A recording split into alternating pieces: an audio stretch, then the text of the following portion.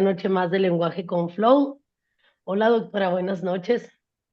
Hola, ¿qué tal, Mónica? Buenas noches. Pues bienvenida a este espacio, doctora. Gracias, muchas gracias por la invitación. Pues bueno, para ponerlos un poco en contexto, les cuento, o para quienes es la primera vez que ingresan a este foro y también para usted, doctora, este es un espacio para compartir y construir conocimiento para terapeutas del lenguaje, quienes nos interese. Les cuento un poco sobre, para entrar en contexto. Hace muchos años en países angloparlantes, o sea que hablan inglés, investigadores estaban preocupados porque no había una terminología para trastornos del lenguaje, trastorno, problema, que entonces Dorothy Bishop creó una campaña para crear conciencia. Y hace como 10 años, ella y otra investigadora que se llama Maggie Snowden convocaron a especialistas de Inglaterra, de Estados Unidos, de Australia y otros países que hablan inglés al consenso y lo llamaron Consorcio Catalyst. Aquí ellos decidieron qué terminología utilizar para facilitarnos la vida, pues, a los especialistas y a las personas, ¿no? ¿Qué es? ¿Qué tiene mi hijo? Entonces, facilitarlo y no hacerlo tan complicado, ¿verdad? Ahorita la doctora nos va a platicar un poquito mejor. Años después se hace un consenso en México para países que hablamos español, o sea, hispanohablantes. Participaron 13 países y la doctora Ausa fue la elegida de México. Buenas noches, doctora, qué gusto de verdad que esté por aquí en este espacio. No, no, no, muchas gracias a ti. Bueno, creo que quieres que comentemos algunos puntos sobre la publicación del consenso Delphi, ¿verdad? Claro, sí, de hecho el tema pusimos evaluación en morfosintaxis, pero ¿qué creen? El sábado salió esta noticia en el Facebook y yo dije, ¡Ah! Qué padre, tenemos que enterarnos las terapeutas, tenemos que pues conocer más, porque de verdad que sí, es un caos con como el DSM, el CIE, entonces pues qué buena noticia que ya esté un poquito más aterrizado para nosotros. Sí. Doctora, ¿nos puede contar, por favor, en qué consiste este consenso? Sí, bueno, un consenso como el Delphi es ponerse de acuerdo en pocas palabras, ¿no? Es como ponerse de acuerdo a través de muchos especialistas, porque de hecho en este estudio, aunque lo publicamos el consorcio de Agitel, que somos 6 personas las que participamos en él, em, aun cuando, digamos, la publicación corrió a cargo de nosotros y el trabajo estuvo a cargo de nosotros, participaron 51 especialistas que podrían ser investigadores o algún clínico, especialmente terapeutas del lenguaje, o personas que estuvieran asociadas a este trastorno, porque recordemos que el trastorno a pesar de que sea atendido por una o un terapeuta del lenguaje o fonoaudiólogo o logopeda, como se conoce en muchos de los países, también tienen algunos otros especialistas que ver con este trastorno, como por ejemplo los neuropsicólogos, ¿no? Porque atienden algunos compromisos cognitivos que tienen estos niños, como las funciones ejecutivas.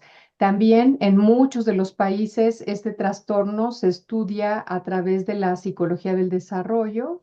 Entonces, bueno, pues hay especialistas de muchos campos que pueden contribuir a tener un mejor conocimiento sobre todo ello, ¿no? Entonces, el consenso lo que hizo fue convocar en cada país a las personas que pudieran dar información, sobre todo gente que haya estado en contacto, como decía yo hace un momento, gente que haya estado en contacto con el propio trastorno y que pudiera dar su opinión cuando ya hubieran diagnosticado algún caso. Ay, perdón, este gato está aquí dando lata, perdón.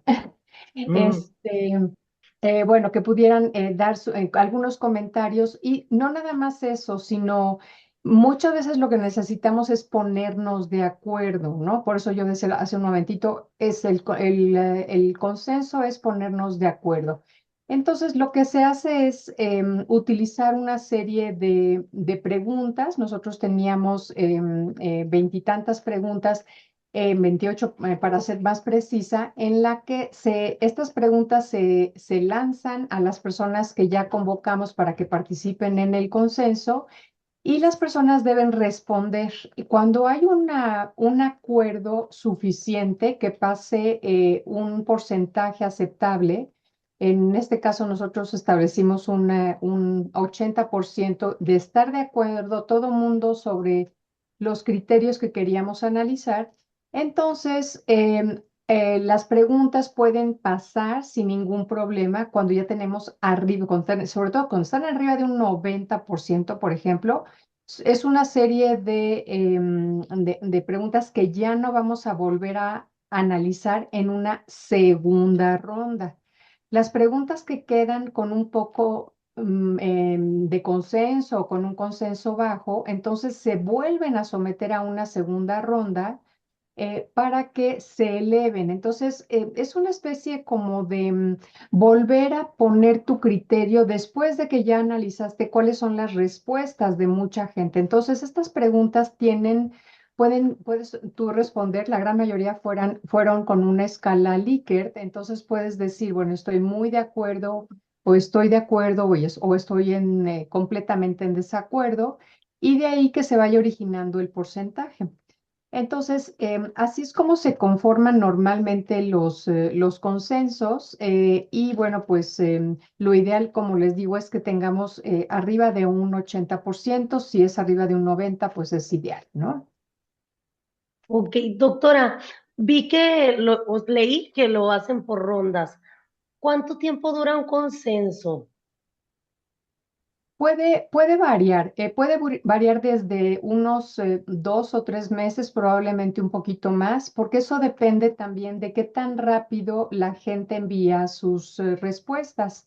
Em, en muchísimos consensos que se han hecho también en otras cosas, puede a lo mejor durar 2 o 3 semanas, 4 semanas. En nuestro caso nos tardamos mucho tiempo en que las 51 personas que participaron regresaran todas las preguntas contestadas, ¿no? Entonces, esto a veces, bueno, coordinar a tanta gente es lo que hace que se pueda uno tardar un poco más. Pero en términos generales, por ejemplo, nosotros entre la primera y la segunda ronda hasta la fecha de la publicación, pasaron aproximadamente unos 6, 8 meses, ¿no? También después de que te regresan todas las preguntas de la primera ronda, hay que discutir. Entonces, nosotros como un consorcio especializado en el trastorno del desarrollo del lenguaje, lo que hicimos fue analizar cuáles eran las respuestas que nos habían dado las personas y ver por qué creíamos que las respuestas estaban fallando.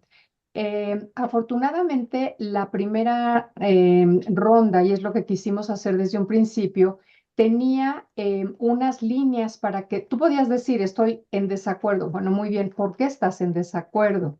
¿No? Cuando estás muy de acuerdo, pues a lo mejor no hay tanto que comentar, más cuando estás en desacuerdo. Entonces, lo que analizábamos nosotros fue todas aquellas preguntas con estas respuestas en desacuerdo o con poco acuerdo para ver qué es lo que opinaba la gente, ¿no? Entonces, por ejemplo, la edad del diagnóstico, algunos puntos que, bueno, ahorita vamos a comentar cuál es lo más relevante del estudio, ¿no?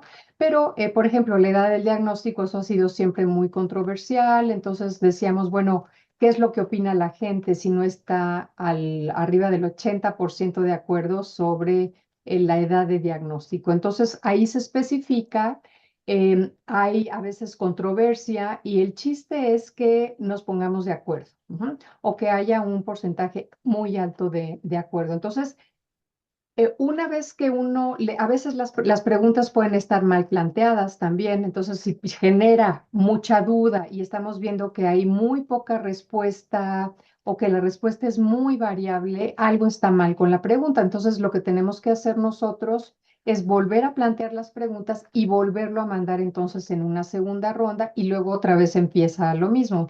Necesitamos ver de las preguntas que ya entraron a la segunda ronda, si ya tienen ese acuerdo. A veces estos consensos pueden durar un poco más si es que se envía a una tercera ronda. Muchos consensos, nosotros hicimos dos rondas porque alcanzamos el nivel de acuerdo que queríamos, pero cuando las rondas no alcanzan estos acuerdos, se pueden ir a una tercera ronda, muy rara vez a una cuarta ronda, y entonces eso puede alargar muchísimo más el proceso. Ok, sí, porque en este caso la primera ronda fue octubre-diciembre del 2024 y la segunda en mayo-junio del 2025. Entonces, doctora, ¿qué beneficio tiene para los países hispanohablantes el que haya, o sea, el hecho de que hubo este consenso? Es un beneficio enorme. Yo cuando publiqué este anuncio en las redes, lo que dije es que es una de las publicaciones más importantes que vamos a tener en nuestro medio, porque de la voz de los propios hispanohablantes estamos diciendo nosotros mismos qué es lo que opinamos acerca de todos los criterios diagnósticos, de tratamiento, de persistencia, en fin, de muchísimos elementos nosotros como hispanohablantes. Es muy importante porque casi siempre nos regimos por publicaciones que vienen de fuera.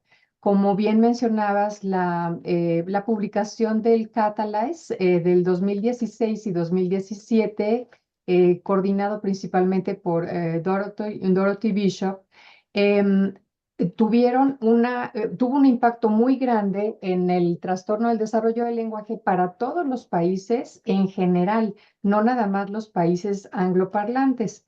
Pero es muy importante que, siendo nosotros tantos hablantes del español, que nosotros nos pongamos de acuerdo y justo el consorcio que nosotros tenemos, pues convocamos a la gran mayoría de los países que pudimos, porque no todos los países nos respondieron, pero sí tratamos de que hubiera una buena representación de los países hispanohablantes. Entonces, si nosotros en México damos una opinión y también en España es la misma y también en Paraguay es la misma y así sucesivamente, pues entonces podemos tener una representatividad de la opinión de todos los países hispanohablantes, ¿no?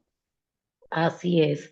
Y yo creo que como en cualquier traducción, así como los títulos de las películas, a veces que los traducen de inglés a español, hay algunas discrepancias. Entonces, creo que, o por lo que sé, también aquí ha habido algunas en la traducción de inglés a español. ¿Qué cambios hubo aquí, doctora, en la terminología de pasar del inglés al español?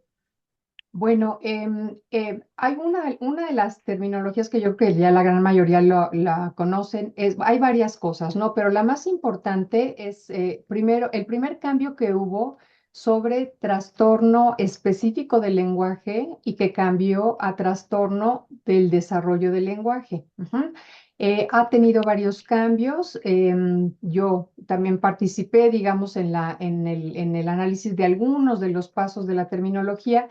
Por ejemplo, se habló en algún momento de trastorno primario del lenguaje, también luego trastorno específico del lenguaje, primero trastorno específico, luego trastorno primario, luego se volvió a trastorno específico y ahora en este consenso se reitera que es un trastorno del desarrollo del lenguaje. Esto es importante comentarlo porque un punto muy importante es que cuando se habla de un trastorno del lenguaje, que eso es lo que también ponemos en esta publicación, estamos hablando de un trastorno general del lenguaje.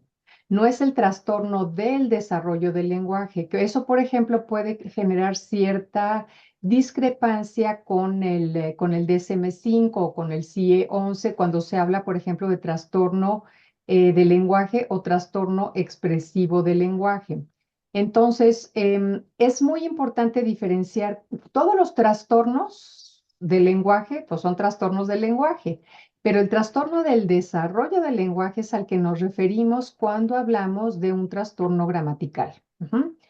Entonces, yo creo que esto es muy importante porque cuando estamos, bueno, gracias y gracias por la presentación. de esta imagen, que, bueno, justo aquí lo que podemos ver es que hay un empalme, ¿no? De diferentes áreas.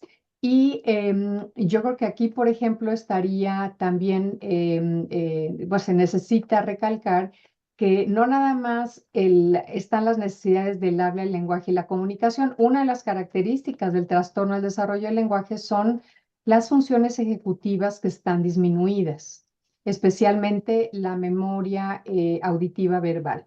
Ujú. Entonces, de ahí que se haya llamado trastorno del desarrollo del lenguaje y no nada más un trastorno del lenguaje en general. Ujú. Entonces, eso creo que es algo muy, muy importante, saber diferenciar, ¿no?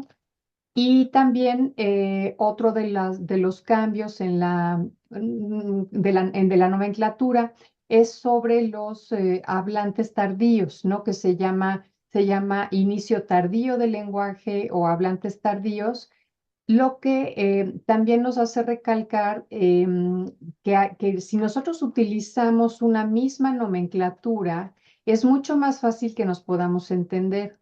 Yo sé que, bueno, todavía hay algunas instituciones, y eso también lo publiqué en otro artículo sobre la prevalencia del trastorno. Quien quiera, les puedo facilitar también el artículo. Y ahí una de las cosas que critiqué junto con algunos colegas con los que publiqué el artículo es que se siguen utilizando nomenclaturas que son muy obsoletas, ¿sí? No se habla ya desde hace muchos años de disfasia del desarrollo, porque eso alude a las afasias. Entonces sabemos que los niños no tienen un problema de pérdida del lenguaje. Eso no existe en los niños. Digo, a menos de que haya no sé, un mutismo selectivo, que haya otra cosa, pero no estamos hablando de una pérdida del lenguaje. Entonces, cuando hay una afasia, hay una pérdida, ¿no? Y es un problema neurológico. Y mucha de la nomenclatura, como los retardos anártricos del lenguaje, los retardos afásicos, que es una nomenclatura que inclusive fue con la que yo me formé cuando empezó la terapia del lenguaje en México hace ya muchísimos años.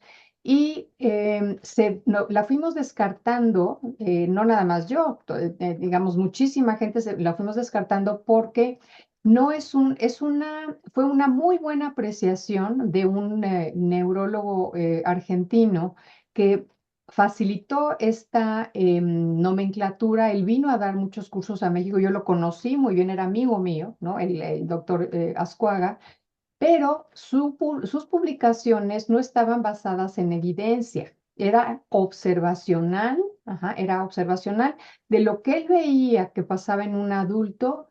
Él hizo un símil con lo que pasaba con los niños. Entonces, muy bien, un retardo anártrico, ¿no? Que anatria quiere decir ausencia de lenguaje, entonces lo equiparaba a un niño que no hablaba, entonces es un trastorno expresivo o un retardo afásico del lenguaje de donde viene la disfasia.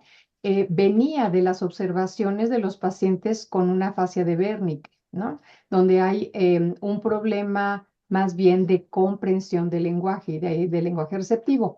Entonces, lo menciono porque parte del objetivo de esta publicación del consenso del FI es ponernos de acuerdo. Entonces, tratar de utilizar la misma nomenclatura, y yo sé que esto a veces nos los enseñan en las escuelas y yo sé que es con lo que aprendemos, pero yo misma les digo, yo esto lo aprendí también, ¿no? Y después de un tiempo, uno se va dando cuenta justo que pues que no tiene cabida porque no tiene fundamento científico. Y eso es lo importante también, que lo que estemos transmitiendo a los pacientes y a las familias tengan una evidencia científica.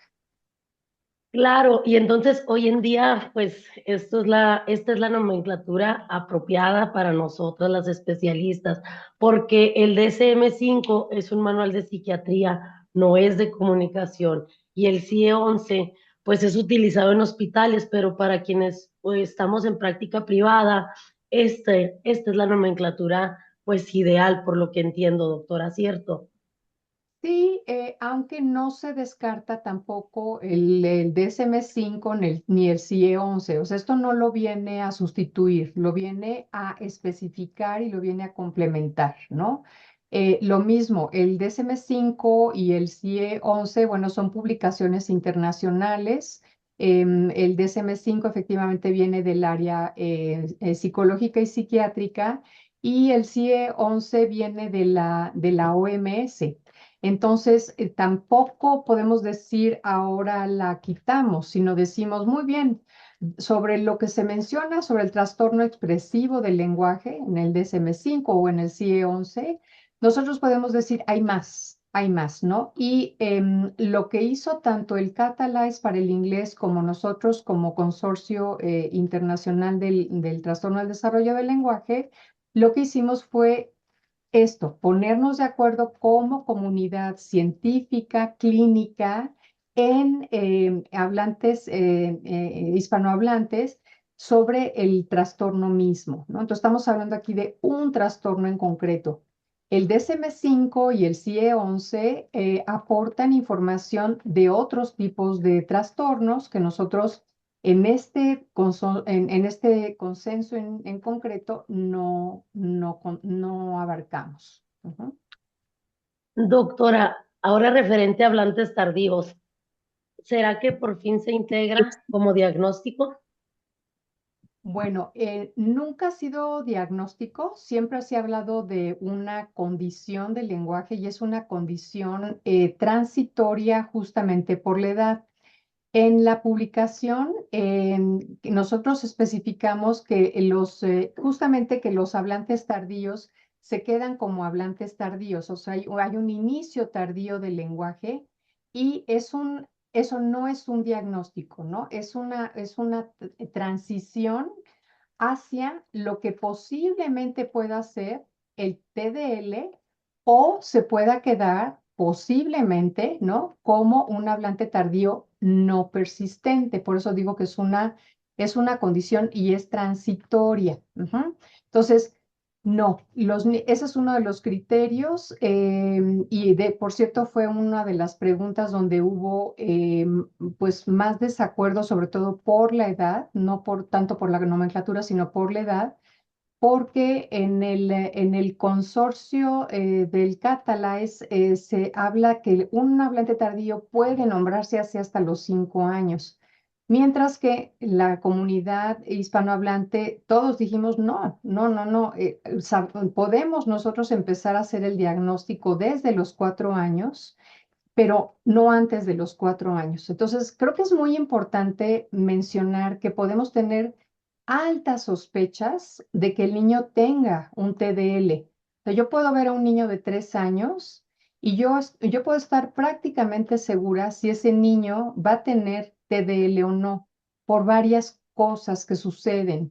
Una de ellas es porque es un hablante tardío persistente. Ujú.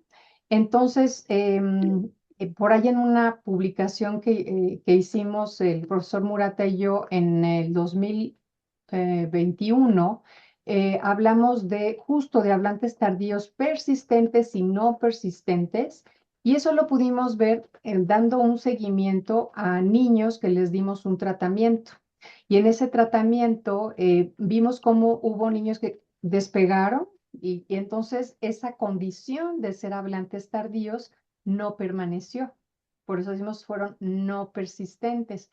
Pero hubo otros niños, otro grupo de niños que no mejoraron tanto con la intervención, fueron persistentes. Entonces, esta condición se vio que continuaba teniendo una manifestación clínica muy evidente, con errores muy evidentes también, sobre todo en la gramática. Entonces, sí podemos ver niños que decimos, el perfil que tiene por las características lingüísticas es de un niño muy posiblemente con TDL.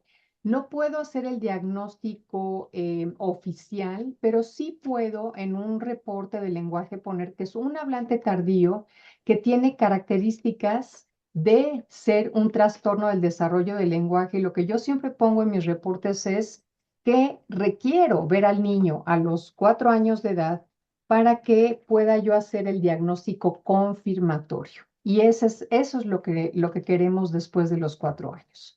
También a los 4 años ya tenemos pruebas diagnósticas con las que podemos empezar a hacer el diagnóstico.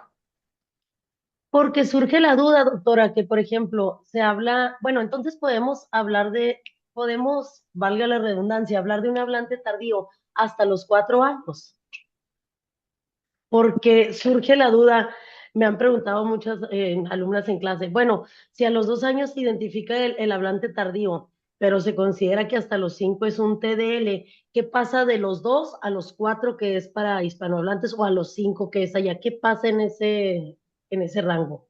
Sí, de hecho, desde el año y medio, 2 años ya con más seguridad, se puede hablar de un hablante tardío. Yo puedo decir que es un hablante tardío que tiene un riesgo de tener un TDL, o puedo hablar de un hablante tardío que tiene un riesgo de tener de trastorno del espectro autista. Es decir, puede haber diferentes perfiles, ¿no?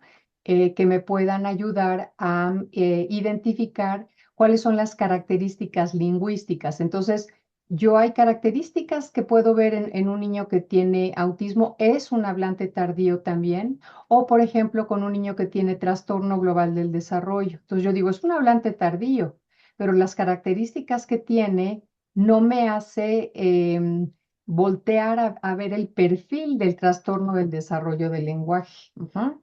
Entonces, eso es lo que idealmente tendríamos que hacer, mantener y lo voy a decir entre comillas, como etiqueta del hablante tardío, ver si es persistente o no persistente al tratamiento, esa es una característica muy importante, y dos, empezar a ver en qué está fallando. En esta publicación que les comentaba hace un momentito, donde veíamos el progreso a través de la intervención, lo que nos pudimos dar cuenta es que las características del lenguaje de los niños que eran hablantes tardíos persistentes eran diferentes. El tipo de lenguaje que estaban aprendiendo o no era diferente de los hablantes tardíos no persistentes. Creo que tienes por ahí un comentario en el chat. Sí, pero no era de académicos. Dice que está bonito el fondo. Gracias, Fátima. Entonces, doctora, también se dice mucho que son 50 palabras y que no diga estas 50 palabras, pero ahí también cuenta mucho pues el tipo de palabras que dice, ¿no? Si es adjetivo, sustantivo, nexos. Como cuáles son las que ya debería de tener sustantivos, artículos, o un niño de 2 años no es tan importante que maneje artículos. Bueno, es muy importante ver todo el tipo de vocabulario que él está utilizando. No es nada más los sustantivos, ¿no? Eso no es importante, pero no es tan importante. Nosotros, por ejemplo, en ese estudio nos dimos cuenta, no nada más nosotros, sino muchos investigadores también en el mundo lo han visto, que los niños, por ejemplo, que son hablantes tardíos, que tienen una tendencia hacia el TDL, es decir, que se perfilan hacia el TDL, no utilizan verbos. Entonces, es una especie de cadena, ¿no? Entonces, ¿por qué? Porque si nosotros tenemos una buena cantidad de vocabulario de sustantivos, podemos entonces pensar que se llaman masas críticas, ¿no? Hay como un conjunto grande de sustantivos, va a impulsar el uso de verbos, y no nada más de verbos, sino de predicados en general.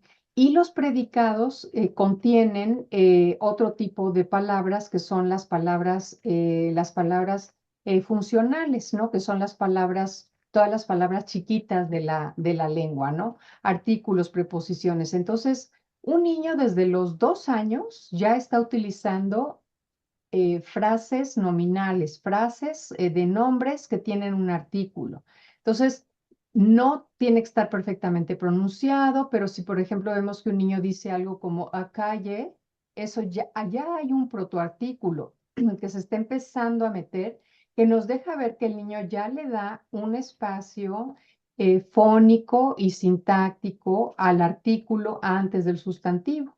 Y luego si vemos que dice algo como pao chochoate, pan con chocolate, y entonces el o, bueno, no está bien pronunciado, pero le está dando otra vez un espacio entre dos sustantivos para poder hacer una unión, no una unión, que en este caso sería pues una frase preposicional, y así sucesivamente. Entonces, eso se puede ver desde muy pequeños.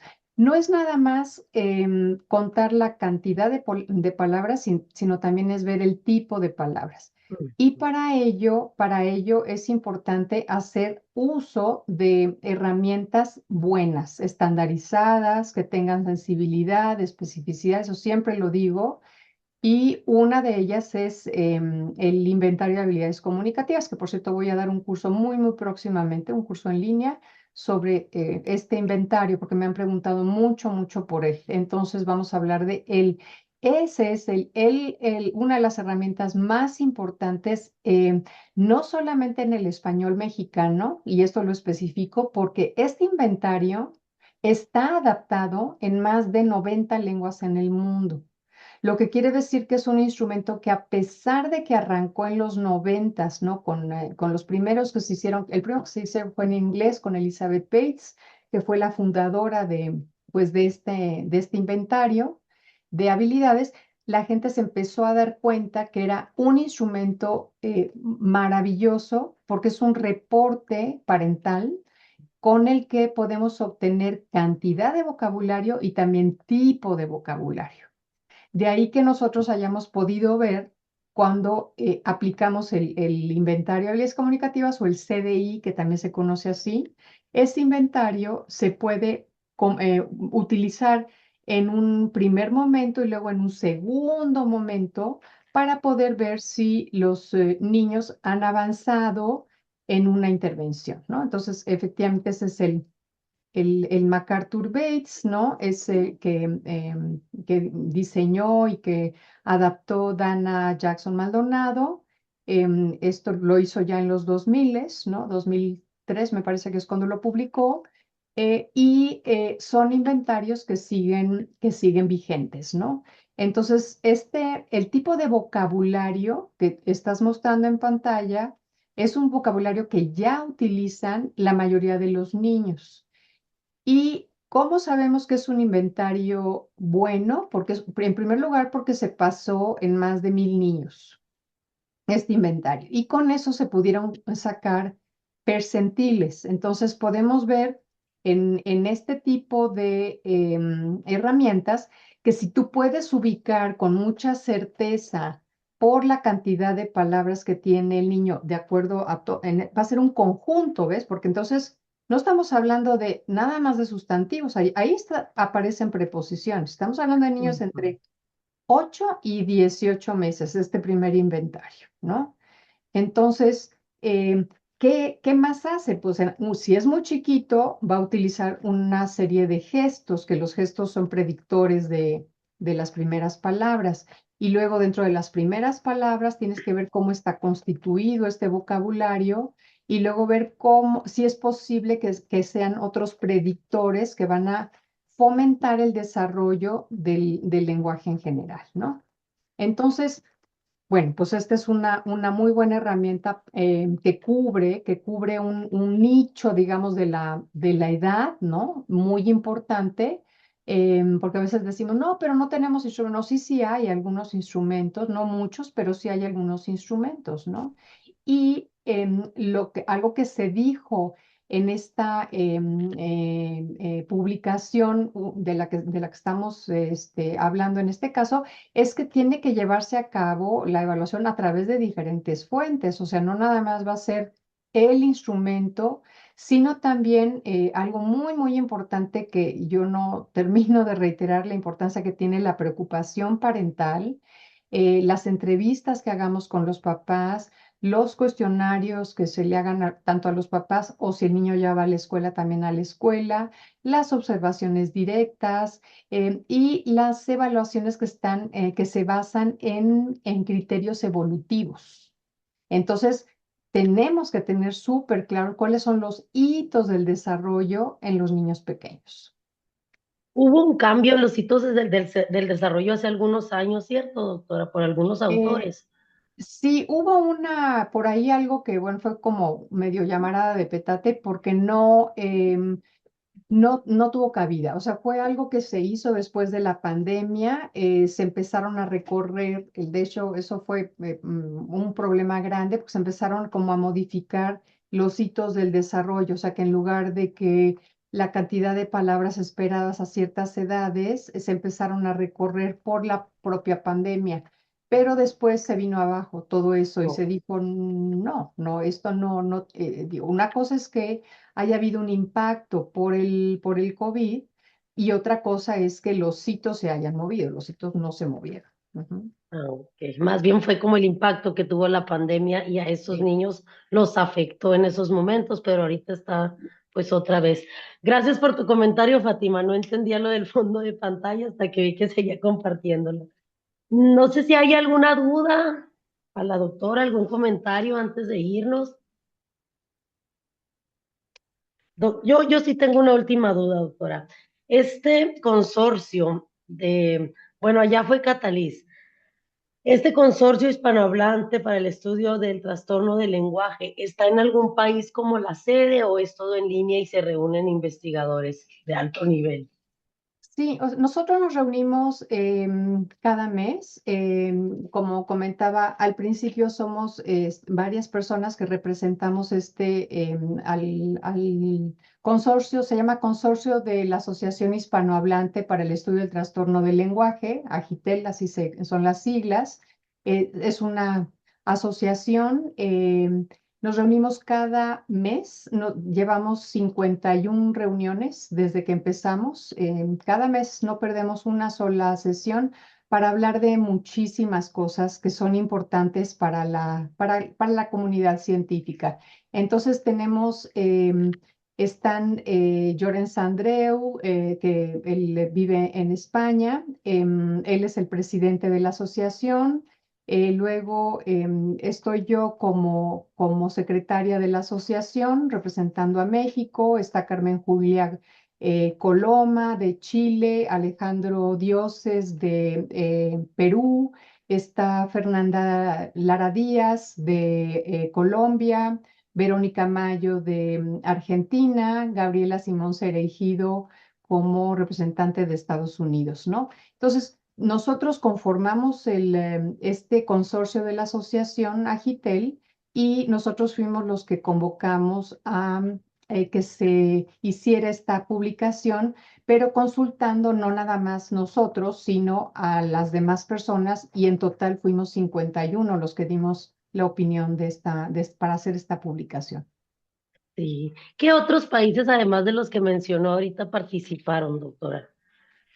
Pues participaron países como Costa Rica, como Guatemala, Nicaragua, me parece que también estaba. Los invito a que lean el artículo. Es un artículo que está gratis, libre, ¿no? Y ahí viene también en algún lado viene la lista de países, ¿no? O sea, está. Obviamente que cada país tuvo diferente número. Tristemente, en México la convocatoria que hice no tuvo mucha cabida. La gente no quería participar pues, en las preguntas que se hicieron. Entonces, en algunos países sí hubo solamente un participante o dos, como en Guatemala, en Colombia o en México, ¿no?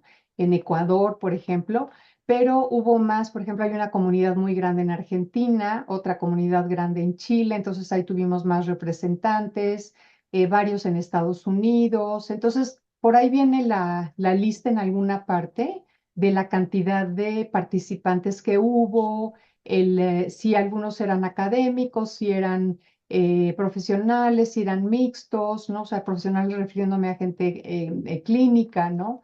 Familias, también convocamos a familias, hubo muy poquitas, pero también participaron. Entonces, bueno, pues esos son los países, ¿no? Sí, pues qué bueno que estuvo aquí con nosotros, doctora. A mí me Bueno, quiero decir que a los panelistas los seleccionaron por las publicaciones, por sus libros. Le puedo preguntar en cuántas publicaciones ha contribuido aquí para los terapeutas del lenguaje, doctora. ¿Cuántas publicaciones Tiene o ha participado usted? yo, uy, no te sabría decir, pero pues cerca de unas 50 tal vez? Ay, qué padre, qué emoción. Y sus libros, también es autora de algunos libros. Bueno, justamente a través del consorcio publicamos el año pasado otro libro muy importante porque es como describir cuál es el estado del arte del TDL, ¿no? Entonces, por ahí está el libro, de hecho lo debo tener por aquí. Aquí tengo aquí está, es este libro azul que se publicó el año pasado. Es un libro muy importante para la comunidad. Todo es evidencia científica, lo escribieron, digo, yo fui editora junto con Llorens Andreu, pero las personas que escribieron ahí son pues expertos en el tema, ¿no? Entonces, este es el libro y bueno, mañana sale a la venta este otro libro para padres de familia que publico a través de Manual Moderno que habla sobre el TDL, pero explicado pues para familias y pues para profesionales que están en contacto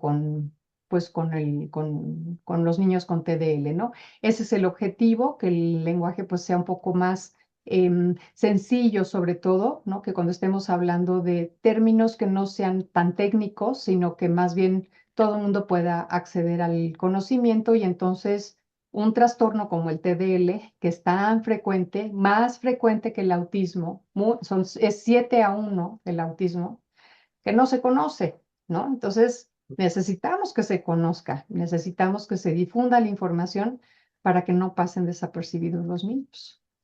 Así es. Pues muchas gracias, doctora, por este tiempo, por haber estado aquí en este espacio. Y no sé si hay alguna duda, comentario, pregunta. Aquí nos pidieron el MacArthur, por ahí se los facilité, por ahí les dejamos el link también. Y bueno, ya por último, yo le quiero decir que padre, esta guía es como una guía para padres. Esta publicación que, bueno, el libro que va a salir a la venta apenas, qué bueno, porque el otro día estaba leyendo que países como Estados Unidos dicen, no, no es necesario que haya intervención, basta con que guiemos a los padres, pero son países donde existen guías, donde existe atención a ellos, asesoría. En cambio, que en México falta mucho y pues poco a poco. Sí, digo, y en este libro yo recalco, ¿no? Que obviamente no está sustituyendo para nada una terapia, nada, Ujú. porque en la parte final vienen algunos ejercicios que yo he realizado con los niños que tienen TDL, pero eso no quiere decir que lo sustituya, por supuesto que no, pero el padre sí puede conocer, pues, qué tipo de terapias son efectivas, cuáles no son efectivas, porque es increíble que siga habiendo recomendaciones de terapias que no tienen evidencia científica y que a veces pues los maestros o a veces los propios papás están convencidos de que sí sirve, ¿no? Entonces, también en este libro pongo, ahora sí que pues ni modo, ¿no? Hay que también decir qué es lo que no, qué es lo que sí, ¿no? Ujú. Y alguna que otra recomendación bibliográfica, pero sobre todo es abarcar todos los aspectos que están con alteraciones en el TDL para que los papás sepan justo esto, ¿no? Que no es un trastorno específico del lenguaje, sino que es un trastorno mucho más abarcativo de otras áreas cognitivas. Y bueno, pues eso lo recalco. Mañana sale a a la venta, mañana ya está Mm. en librerías ahí en Manual Moderno, a un costo muy accesible también. Así es que, bueno, pues ojalá que lo puedan por ahí adquirir y ya lo comentaremos. Mm. Igual que la prueba de la doctora, la TPL, se llama así, Ujú. también tiene un costo muy accesible. Esta prueba, doctora, es más bien para hacer un diagnóstico diferencial, más que para hacer para identificar algo. Esa es una prueba, se llaman, hay una diferencia en las pruebas. Hay pruebas de detección y hay pruebas diagnósticas. Y lo que nosotros hacemos es, esa prueba la hicimos como una prueba de detección para el TDL. de tal forma que si ustedes la aplican en 7 minutos, pueden tener la aplicación completa y en unos cuantos minutos más pueden obtener el resultado, que es un porcentaje que se obtiene en niños desde los 3 años, porque les digo, la sospecha está desde los 3 años hasta los 6 años con 11 meses. Entonces, tú puedes detectar el trastorno y lo que nosotros hemos visto es que si se combina, como les decía también hace ratito, no es un solo instrumento, sino que si se puede combinar con otros instrumentos, podemos tener una detección muy alta, casi certera, de qué es el trastorno. Entonces, por poner un ejemplo rápido, el artículo de prevalencia que nosotros publicamos en México, el 8.5 es lo que hay de TDL. Sí, 8.5, que está bastante similar a lo que se ha publicado de forma internacional, entre el 7 y el 12%, ¿no? Cuando nosotros aplicamos esta prueba, entonces fíjense, si tomamos un punto de inicio, 8.5 es lo que existe del trastorno, ¿no? Y luego nosotros aplicamos la TPL como un primer paso, podemos detectar desde un 8 hasta fíjense, nos vamos hasta un 54% de posibilidades de poder detectar a los niños que sí tienen este trastorno. Y si luego aplicamos el cuestionario que nosotros desarrollamos de preocupación parental con algunas preguntas de desarrollo biológico de los niños con preguntas socioambientales, esta sola combinación de la TPL con estas preguntas se eleva hasta un 84%. Entonces, fíjense, ¿por qué lo menciono? Porque son pruebas sensibles, que eso es lo importante, ¿no? Entonces, del cuestionario también estamos por sacar otra nueva publicación para decir, bueno, que sí, que la preocupación importa muchísimo y el tipo de preguntas que hagamos me importa muchísimo, ¿no? Entonces, eso viene prontito. ¿Mm? Ok.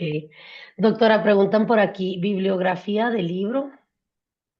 ¿De cuál? ¿Del este o del nuevo? Me imagino que del nuevo. Bueno, el nuevo sale en Manual Moderno, se llama Nuestro hijo con problemas de lenguaje, así se llama. Yo soy la autora, soy autora única y el editorial es Manual Moderno. Ok, gracias, doctora. Y pues ya para finalizar, me gustaría ponerles un videito que a mí me gusta mucho, dura 2 minutitos nada más.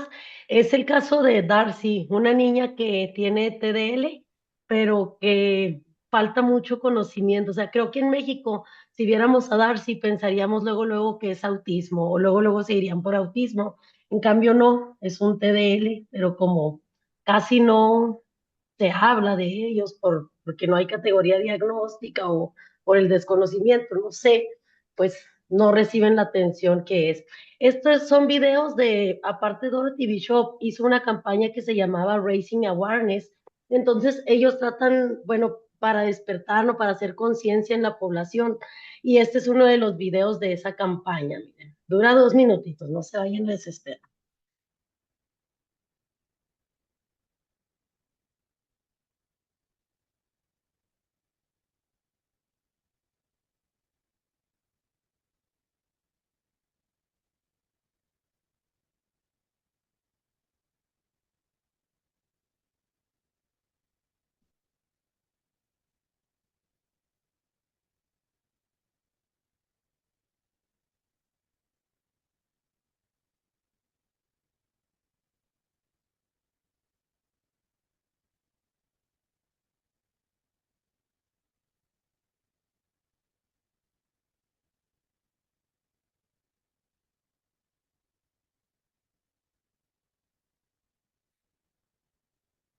Le dice Darcy, yo no sé qué es la palabra que tengo que saber o lo que tú quieres que yo sepa.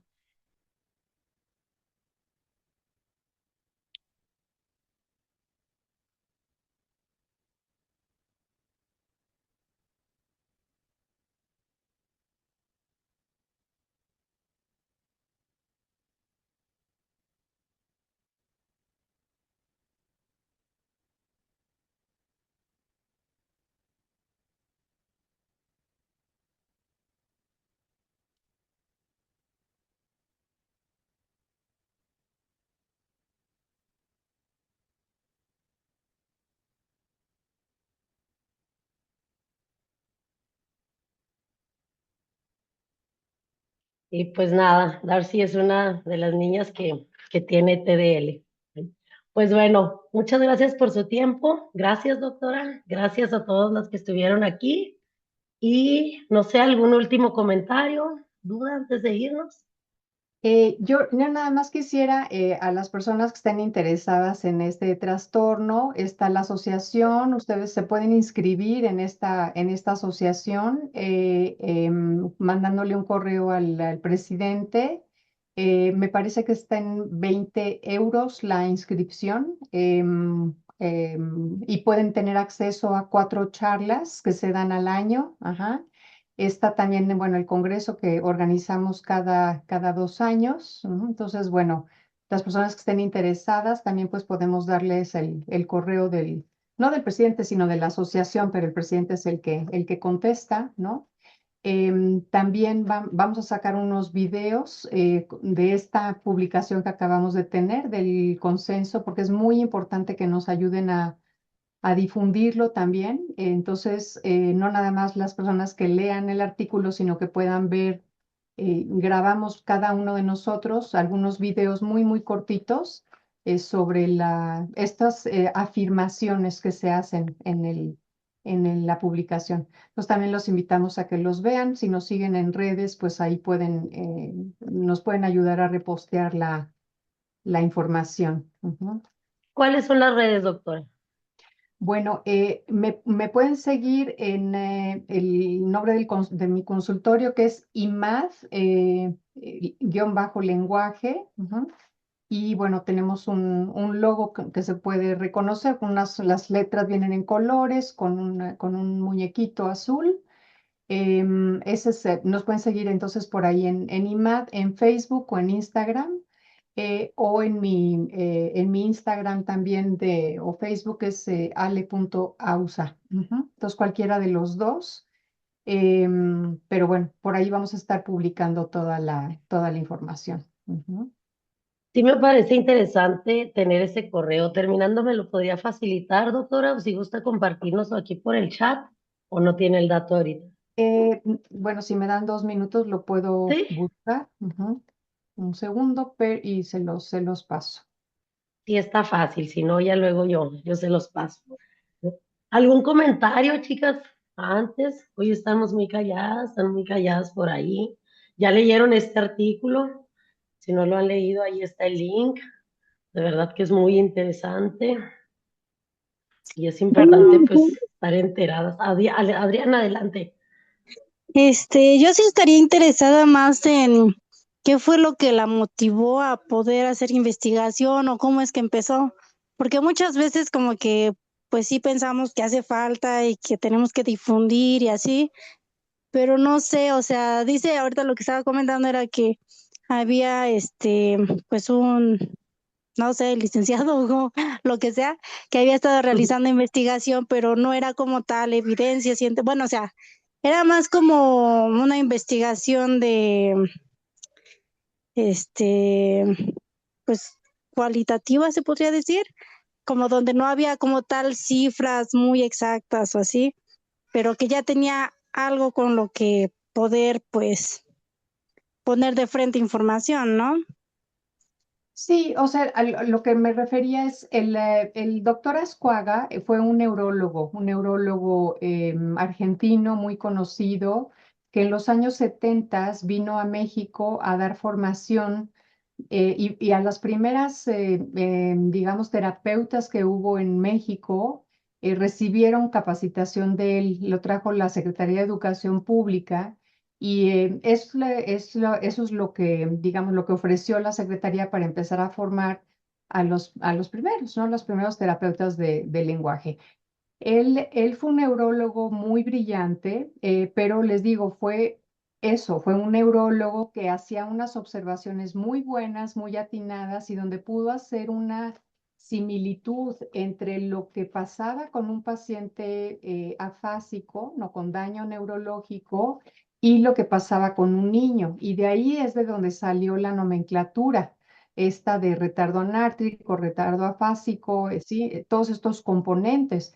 que ahora ya no, ya lo que se vio con el tiempo es que eran buenas observaciones de una similitud entre características, pero no hay evidencia, no hubo evidencia nunca, no hubo investigación detrás para respaldar esa nomenclatura.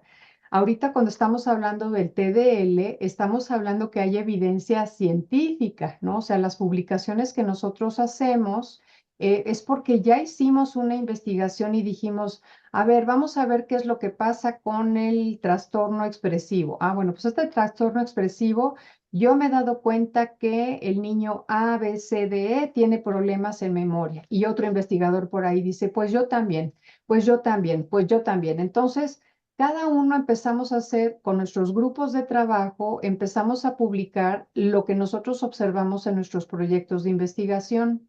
Y no estamos hablando de uno, ni de dos, ni de cinco niños, ¿no? Estamos hablando de a veces de cientos de niños, ¿no? Entonces, las publicaciones, por ejemplo, que nosotros hemos hecho, pues a veces son de 500 niños, a veces son de 1000 niños, a veces son de 200 niños.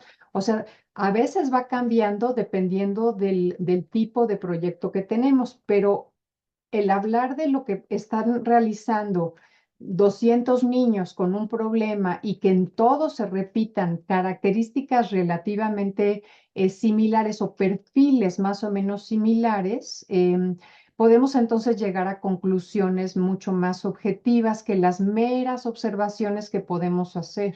¿Me explico?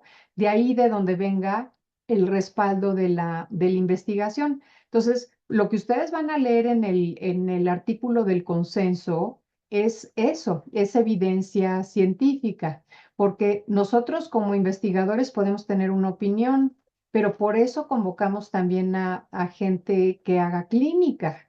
Porque, bueno, ¿y tú qué estás viendo? ¿No? No, pues yo estoy viendo que efectivamente son niños que pueden tener, por ejemplo, el TDL, pero que además tienen TSH. Ah, bueno, ok. ¿Y qué es lo que opinas? ¿Es lo mismo o no es lo mismo? No, pues no es lo mismo. ¿Cuántos están de acuerdo con que no es lo mismo? Pues un 80%, perfecto.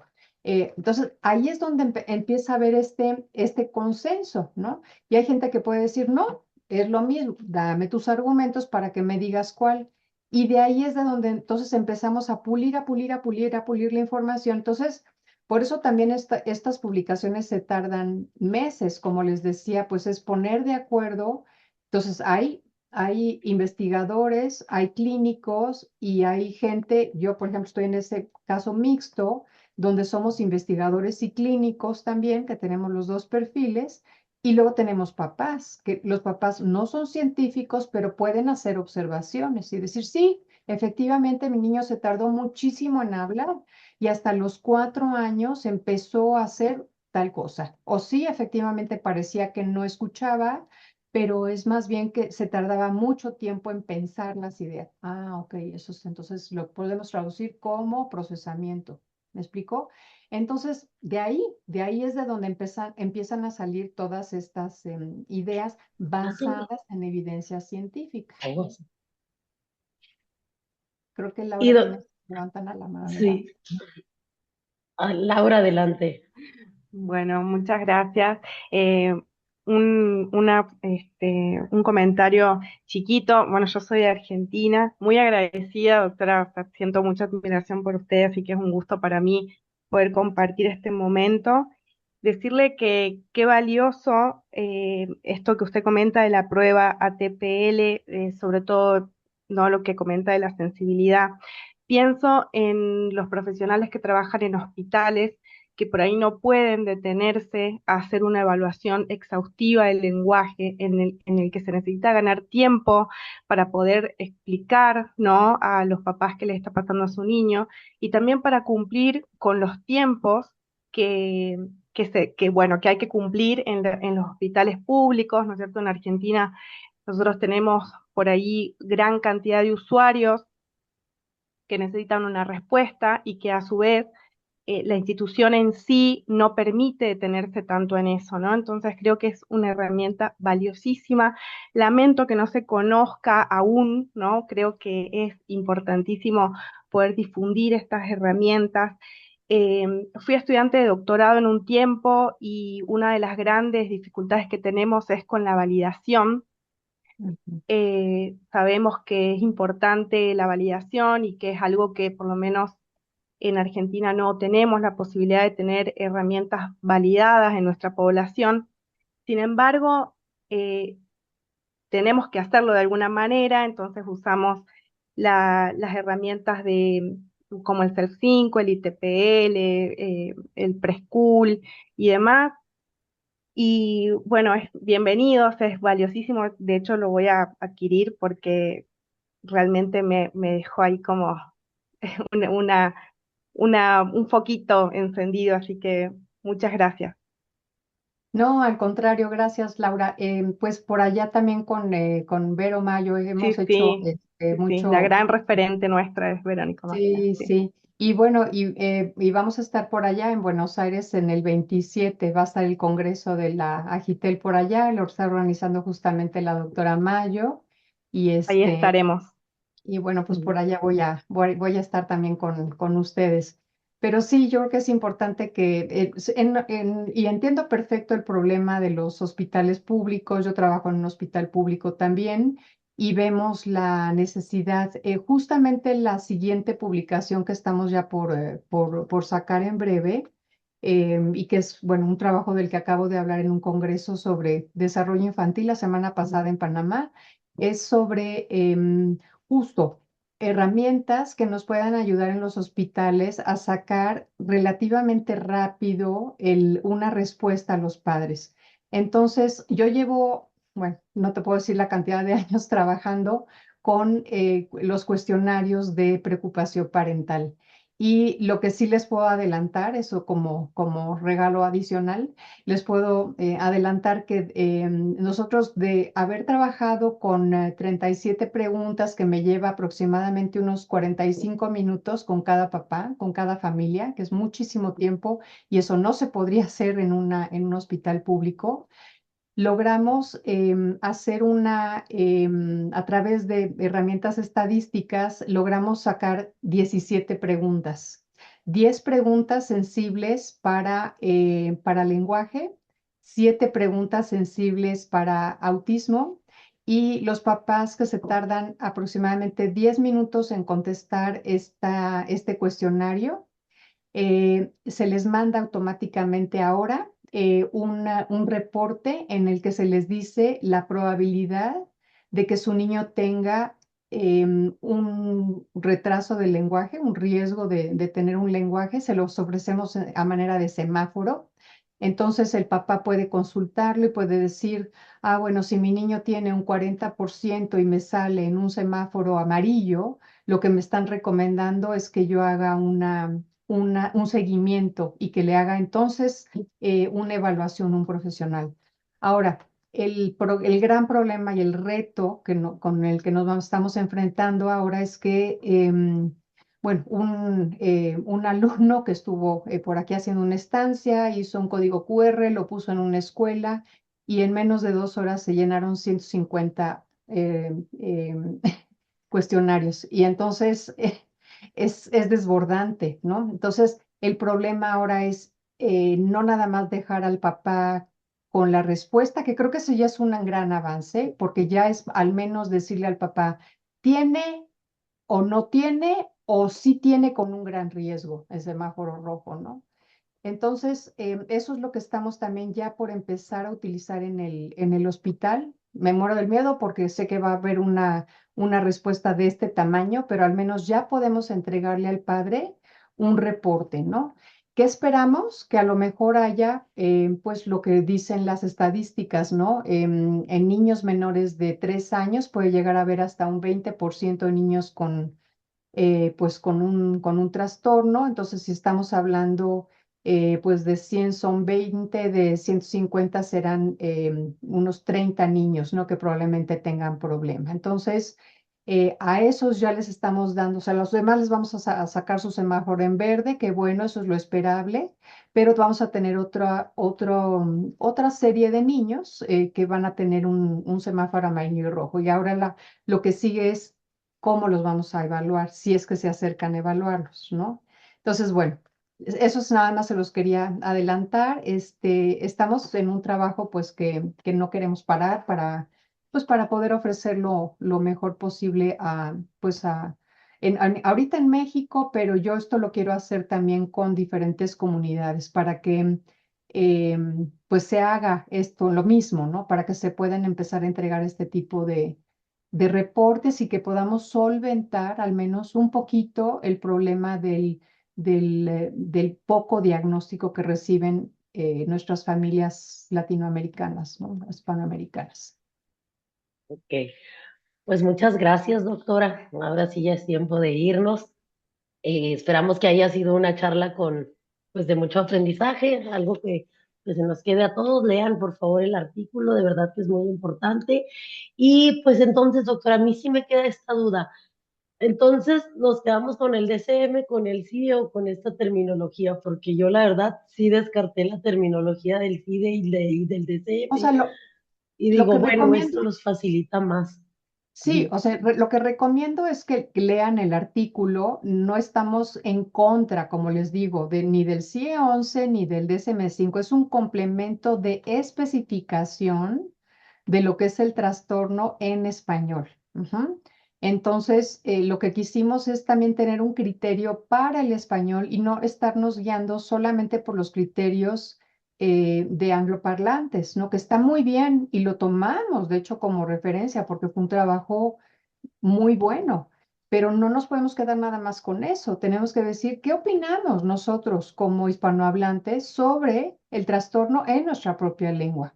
Y esto creo que se tendría que hacer en la comunidad francoparlante, germanos, es decir, cada comunidad tendría que tener su propio consorcio y bueno, y entonces también de ahí por eso que las anime, ¿no? A leer, utilizar esta nomenclatura, porque les digo, bueno, aquí estamos todos estos países representados ya, o sea, no habló la voz de Ujú. México, no habló la voz de Estados Unidos, no, es la voz comunitaria la que nos está ayudando a decir, todos estamos en un consenso para hablar de esta nomenclatura, ¿no? Entonces, yo sí recomiendo que leamos el artículo.